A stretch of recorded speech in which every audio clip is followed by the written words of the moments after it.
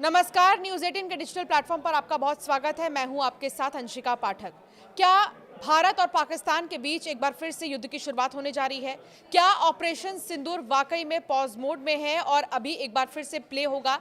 ये तमाम ऐसे सवाल उठ रहे हैं। जी हां, अगला युद्ध जिसकी हम कल्पना कर रहे हैं वो जल्द ही हो सकता है। भारतीय थल सेना के प्रमुख जनरल उपेंद्र द्विवेदी ने सनसनीखेज चेतावनी दी है। इसके साथ ही उन्होंने कहा कि हमें उसके अनुसार तैयारी करनी होगी और इस बार हमें मिलकर लड़ाई लड़नी होगी। जनरल उपेंद्र द्विवेदी आईआईटी मद्रास में आयोजित एक विशेष कार्यक्रम को संबोधित कर रहे थे। यहां उन्होंने ऑपरेशन सिंदूर पर बोलते हुए कहा कि 22 अप्रैल को पहलगाम में जो हुआ उसने पूरे देश को झकझोर कर रख दिया। 22 अप्रैल को जम्मू कश्मीर के पहलगाम में आतंकवादियों ने 26 निर्दोष पर्यटकों की निर्मम हत्या कर दी थी। सेनाध्यक्ष उपेंद्र द्विवेदी ने बताया है कि ऑपरेशन सिंदूर के दौरान शस्त्र बलों को खुली छूट दे दी गई थी। सेना को फ्री हैंड कर दिया गया था। जो करना है आप तय करें। इसके साथ ही उन्होंने कहा कि 23 अप्रैल को अगले ही दिन हम सब बैठे। रक्षा मंत्री ने भी पहली बार कहा कि अब बहुत हो गया। तीनों सेना प्रमुख इस बात पर एकमत थे कि कुछ किया जाना चाहिए। हमने फ्री हैंड दिया उन्हें, और इसके साथ ही हमने ये भी कहा कि आपको जो करना है आप वो करिए, तारीख भी आप तय करिए और तरीका भी आप ही तय करिए। ये राजनीतिक दिशा और स्पष्टता का ऐसा उदाहरण था जो हमने पहली बार देखा। सेना अध्यक्ष ने बताया कि 25 अप्रैल को हम उत्तरी कमान गए। वहीं पर हमने सोचा, योजना बनाई, अवधारणा तैयार की और उसे अमल में लेकर आए। हमने 9 में से 7 ठिकाने तबाह किए और बड़ी संख्या में आतंकियों का सफाया हुआ। 29 अप्रैल को पहली बार प्रधानमंत्री से मुलाकात हुई। शतरंज की खेल की तरह पाकिस्तान से जंग हमने लड़ी है। जनरल द्विवेदी ने कहा कि ऑपरेशन सिंदूर में हम एक तरह का शतरंज खेल रहे थे।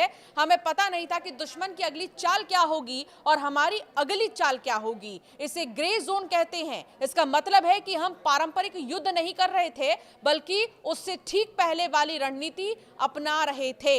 हम चाल चलते थे, दुश्मन भी चाल चलता था। कहीं हम उसे चेकमेट कर रहे थे तो कहीं जान जोखिम में डालकर वार कर रहे थे, और जिंदगी इसी का नाम है। जनरल द्विवेदी ने इस दौरान पाकिस्तान के सैन्य प्रमुख असीम मुनीर पर भी निशाना साधा। उन्होंने कहा कि युद्ध में नैरेटिव मैनेजमेंट की अहम भूमिका होती है। अगर आप किसी पाकिस्तानी से पूछें कि आप हारे या जीते तो वो कहेगा कि उनके आर्मी चीफ असीम मुनीर को फील्ड मार्शल बनाया गया। पाकिस्तानी भी सोचते होंगे कि जरूर जीते होंगे, तभी तो असीम मुनीर को फील्ड मार्शल बनाया गया। इससे पहले भारतीय वायुसेना के प्रमुख air chief marshal SP Singh ने शनिवार को ही खुलासा किया था कि ऑपरेशन सिंदूर के दौरान भारत ने पाकिस्तान पर कड़ा प्रहार करते हुए उसके 6 विमान मार गिराए। साथ ही कई एयरबेस भी तबाह किए गए। भारत ने पाकिस्तान के जिन विमानों को मार गिराया उनमें 5 पाकिस्तानी लड़ाकू विमान शामिल थे। इसके अलावा एक इंटेलिजेंस कलेक्ट करने वाला विमान भी भारतीय सेना ने ढेर कर दिया था।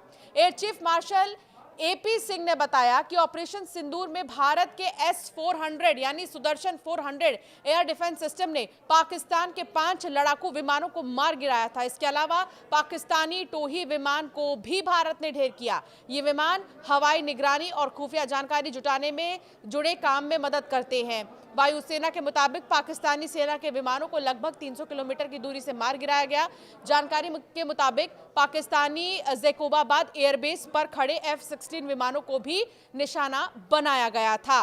कुल मिलाकर अब लगातार जो है सेना के चीफ की तरफ से एक बड़ी बात ये कही गई है कि अभी ये युद्ध जो है वो रुका नहीं है या खत्म नहीं हुआ है।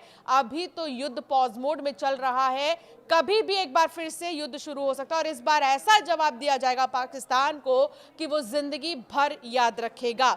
हाल ही में हुए ऑपरेशन सिंदूर को लेकर उन्होंने कहा कि सेना को सरकार की तरफ से खुली छूट दी गई, जिसका नतीजा था कि हमने हर बार का मुंह तोड़ जवाब दिया।